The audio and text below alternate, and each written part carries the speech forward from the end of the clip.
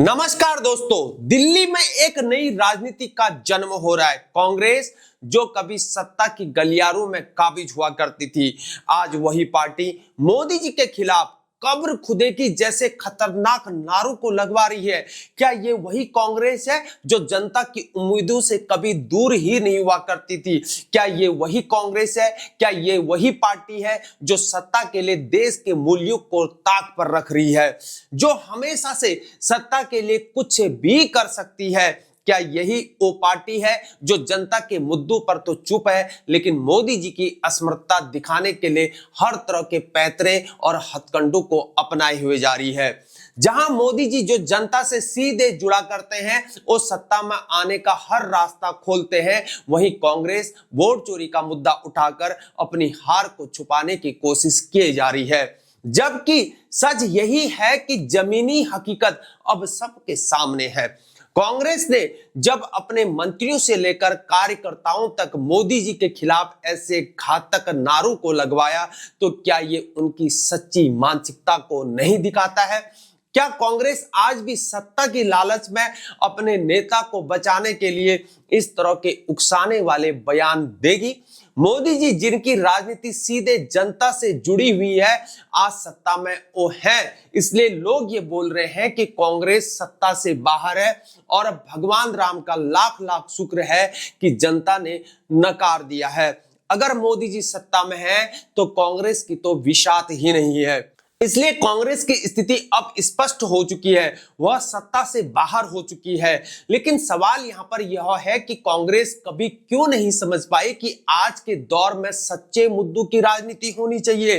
कांग्रेस सत्ता में कभी इतनी मजबूत हुआ करती थी कि उसकी हर एक बात लोगों के दिलों में गूंजा करती थी, लेकिन अब तो स्थिति ये हो गई है कि कांग्रेस जनता के दिलों से बाहर होते जा रही है। अब जब कांग्रेस बिहार में अपनी स्थिति को खो चुकी है और केरल में भी अपनी स्थिति को खो रही है, तो क्या ये वोट चोरी का मुद्दा यहां पर सही है? क्या कांग्रेस ये समझेगी कि अब ये देश सिर्फ डिजिटल राजनीति से नहीं बल्कि जमीनी सच भी देख रहा है? क्योंकि अब केरल में भी भगवा लहरा रहा है और ये बदलाव भारतीय जनता पार्टी के एकमात्र सांसद सुरेश गोपी जी के नेतृत्व में हो रहा है। क्या कांग्रेस इस सच्चाई को देखेगी? आज कांग्रेस हर चुनाव में एक ही राग को अलापे जा रही है, वोट चोरी का। जब चुनाव हार जाती तो यही पार्टी आरोप लगाती कि उनका वोट चोरी कर लिया गया है। क्या ये कोई यहाँ पर सही तरीका है अपनी हार को स्वीकारने का? क्या इससे साबित होता है कि कांग्रेस के पास कोई अब ठोस मुद्दा नहीं बचा है? अमित शाह जी ने घुसपैठियों का मुद्दा उठाया तो कांग्रेस ने संसद ही छोड़ दिया। क्या इसका कोई तार्किक जवाब है? क्या इसका कोई जवाब है कांग्रेस पार्टी के पास? क्या कांग्रेस के पास अभी कोई नया मुद्दा नहीं है? क्यों नहीं वो जनता के असली मुद्दों को उठाती है? कांग्रेस की राजनीति में एक और बड़ा मुद्दा यहां पर उभर कर सामने आ रहा है, वो मुद्दा है मुस्लिम तुष्टीकरण का। और हिंदू विरोधी नीतियों की वजह से कांग्रेस अब जनता के बीच में विश्वास को खो चुकी है और खोते जा रही है। कांग्रेस ने हमेशा से खास तौर पर मुस्लिम वोट बैंक के लिए कई फैसलों को किया है और लिया है, लेकिन क्या यह राजनीति देश को नुकसान नहीं पहुंचा रही है? कांग्रेस की सबसे बड़ी गलती यह रही है कि उसने देश की संस्कृति और उसकी विविधता को नजरअंदाज कर दिया है। हिंदू विरोधी रवैया और मुस्लिम तुष्टीकरण की नीति आखिर कब तक देश को डुबोती रहेगी? अगर कांग्रेस को लगता है कि सिर्फ मुस्लिम वोटों की राजनीति करके वह सत्ता में लौट सकती है, तो उन्हें यहां पर यह समझना होगा कि देश की जनसंख्या के एक बड़े हिस्से को जो हिंदू हैं नजरअंदाज करना अब कांग्रेस के लिए महंगा साबित हो सकता है। क्या कांग्रेस अपनी नीतियों पर ध्यान दे रही है? क्या वह जनता के असली मुद्दों पर चर्चा कर रही है या नहीं, बल्कि वह केवल मोदी जी के खिलाफ अनावश्यक आरोप लगाते जा रही है? कांग्रेस क्या इसको यह समझ में नहीं आ रहा है कि अब जनता के पास साधारण बयानबाजी का समय बिल्कुल भी नहीं है? जब देश की अर्थव्यवस्था, बेरोजगारी और शिक्षा की समस्या बहुत ज्यादा गंभीर है, तो मोदी जी के खिलाफ कब्र खुदेगी जैसे नारे आखिर क्यों लग रहे हैं? आज देश को एक सशक्त और जिम्मेदार विपक्ष की आवश्यकता है, जो मोदी जी की नीतियों की आलोचना करने के बजाय खुद भी ठोस समाधान को लेकर आए। कांग्रेस को यहां पर यह समझना होगा कि सिर्फ आलोचना से कुछ नहीं होता है, एक सकारात्मक पॉजिटिव दृष्टिकोण और कड़ी मेहनत की यहां पर जरूरत है। कांग्रेस की ये कमजोरियां अब क्षेत्रीय पार्टियों के लिए भी खतरे की घंटी अब बन चुकी है। बिहार के चुनाव के बाद क्षेत्रीय दलों ने कांग्रेस से दूरी बनाना शुरू कर दिया है। अब क्या कांग्रेस को समझ में आएगा कि अगर वह अपनी गलत नीतियों से बाहर नहीं निकली तो एक दिन यह भी हो सकता है कि उसे अपनी राजनीति खत्म ही करनी पड़े। कांग्रेस को अब अपनी आत्ममंथन की जरूरत है और उन्हें यह समझना होगा कि सिर्फ नारों और आरोपों से कुछ नहीं होगा। अगर कांग्रेस को अपनी खोई हुई जमीन वापस पाना है तो उसे जनता के असली मुद्दों पर काम करना होगा। सिर्फ वोट चोरी और मुस्लिम तुष्टीकरण की राजनीति से वह कभी भी सत्ता में नहीं आ सकती है। कांग्रेस अब समय है बदलाव का। जनता की अपेक्षा बदल चुकी है। अगर कांग्रेस पार्टी ने अपनी राजनीति को नया मोड़ नहीं दिया तो कांग्रेस पार्टी खुद अपनी हार की रिस्पॉन्सिबिलिटी नहीं उठा पाएगी। क्या कांग्रेस को यह नहीं समझ में आ रहा है कि वह सिर्फ राहुल गांधी जी को लॉन्च करने की कोशिशों में खुद ही रसातल में जा रही है?